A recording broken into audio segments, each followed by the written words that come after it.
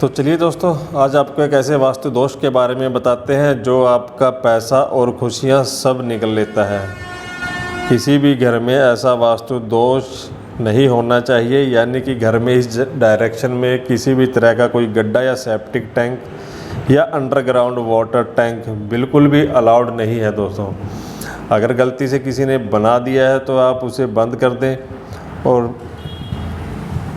और अगर आप चेक करेंगे किसी के घर में पहले ही ऐसा बना हुआ है तो आप चेक कर सकते हैं कि वो कितने ट्रबल के अंदर होंगे।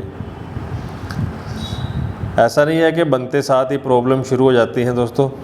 जब भी ग्रह दशा चेंज होती है तो ये वास्तु दोष है जो एक्टिव हो जाते हैं और अपना रिजल्ट दिखाना शुरू कर देते हैं। वैसे भी आज आपको बताते हैं मेन अगर आप अपना नया घर बना रहे हैं, बनाने वाले हैं, प्लानिंग कर रहे हैं तो आपके लिए ये वीडियो बहुत यूज़फुल होने वाली है। मान लीजिए ये घर है, मान लेते हैं हम ईस्ट फेसिंग हाउस मान लेते हैं हम इसे, और आपने प्लानिंग कर रखी है कि हम इसके अंदर घर बनाएंगे और आपने सेप्टिक टैंक या अंडरग्राउंड वाटर टैंक का भी सोच रखा है। तो आप सबसे पहले क्या करेंगे, आप सबसे पहले अपने घर के बीच में सेंटर में खड़े हो जाएं, चेक कर लें आप अपने घर का, थोड़ा आइडिया ले लें ईस्ट वेस्ट नॉर्थ साउथ का। और जो आपको सबसे पहले ध्यान रखना है, आपको जो साउथ वेस्ट का कॉर्नर आएगा आपके घर का, साउथ वेस्ट के कॉर्नर में दोस्तों आपको किसी भी हाल में कोई गड्ढा या सेप्टिक टैंक या अंडरग्राउंड वाटर टैंक नहीं बनाना है।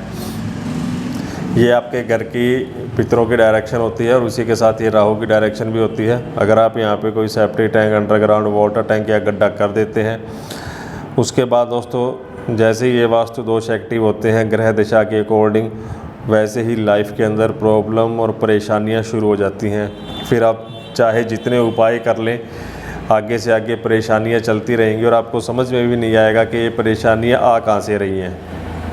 क्योंकि जब शुरू में हम मकान बनाते हैं तो काफ़ी दोस्तों की कुंडली या ग्रह दिशा के अनुसार स्टार्टिंग के अंदर ऐसी प्रॉब्लम नहीं आती, तो कुछ टाइम तक चलता रहता है और वो सोचते हैं ऐसा कोई दिक्कत नहीं है। लेकिन जैसे ही कुछ टाइम के बाद उनकी ग्रह दिशा चेंज होती है, ये वास्तु दोष एक्टिव होते हैं, तो ये लाइफ के अंदर बहुत ज़्यादा ट्रबल शुरू कर देते हैं।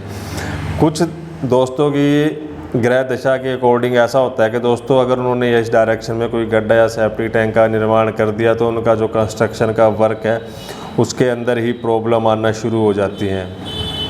बहुत ज़्यादा खतरनाक नुकसान होना शुरू हो जाता है।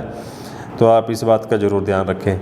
उसके बाद आपको ये डायरेक्शन जो आती है साउथ ईस्ट डायरेक्शन होती है, यहाँ पे भी आपको कोई अंडरग्राउंड वाटर टैंक, खड्डा, सेप्टिक टैंक नहीं बनाना है।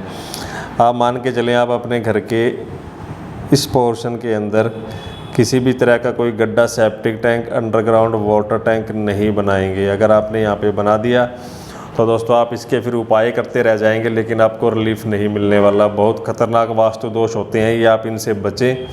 अगर आप नया घर बना रहे हैं तो आप बिल्कुल भी ऐसी गलती मत करना।